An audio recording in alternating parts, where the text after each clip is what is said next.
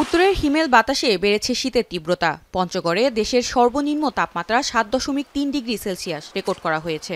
শীতার্তদের জন্য সরকারের পক্ষ থেকে ৪৫,০০০ কম্বল বিতরণ করা হয়েছে। চুয়াডাঙ্গায় সকালে তাপমাত্রা রেকর্ড করা হয়েছে ৯.৩ ডিগ্রি সেলসিয়াস। আঞ্চলিক আবহাওয়া অফিস জানিয়েছে, জেলার উপর দিয়ে বয়ে যাচ্ছে মৃদু শৈত্যপ্রবাহ।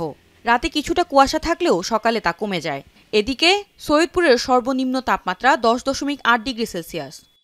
ঢাকা থেকে আসছি। ঢাকাতে তো সেরকম শীত পড়ে না, চুয়াডাঙ্গাতে শীতের অনুভব নেওয়ার জন্য আসছি। আবহাওয়া অফিস বলছে, দেশের ৯টি জেলায় শৈত্যপ্রবাহ বইছে। ১৭ জানুয়ারির পর রাজশাহী, রংপুর, খুলনা সহ সারা দেশে বাতাস ও কুয়াশা বাড়বে, শীত অনুভূত হবে বেশি।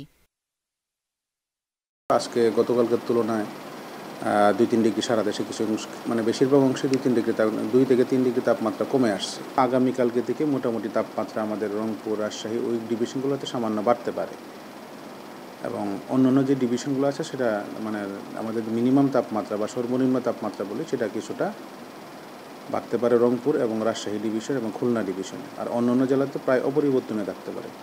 তবে যেহেতু কুয়াশামুক্ত আকাশ, এখন সকাল দিকে কুয়াশা কেটে যাচ্ছে, তো দিনের তাপমাত্রাটা এখন বাড়তির দিকে থাকতে পারে। তা আগামী 2 থেকে 3 দিন আমাদের দিন এবং রাতের তাপমাত্রা ক্রমান্বয়ে সামান্য পরিমাণ বৃদ্ধি পেতে পারে। যশোরে তাপমাত্রা রেকর্ড করা হয়েছে 10 ডিগ্রি সেলসিয়াস। কনকনে শীতে বিপাকে রয়েছে খেটে খাওয়া শ্রমজীবী মানুষ। বাড়ছে শীতজনিত রোগে আক্রান্তর সংখ্যা। এই সময়ে বেশি আক্রান্ত হচ্ছে শিশু ও বৃদ্ধরা। এছাড়া দেশের অন্য স্থানে শুক্রবার সকালে সর্বনিম্ন তাপমাত্রা ছিল রংপুরে 12.2, কুড়িগ্রামের রাজারহাটে 10.8, দিনাজপুরে 9.7, নীলফামারীর ডিমলায় 10.8, ঠাকুরগাঁও 9.2, লালমনিরহাটে 10.8 ও গাইবান্ধায় 10.7 ডিগ্রি সেলসিয়াস। সুরাইয়া আক্তার, এখন।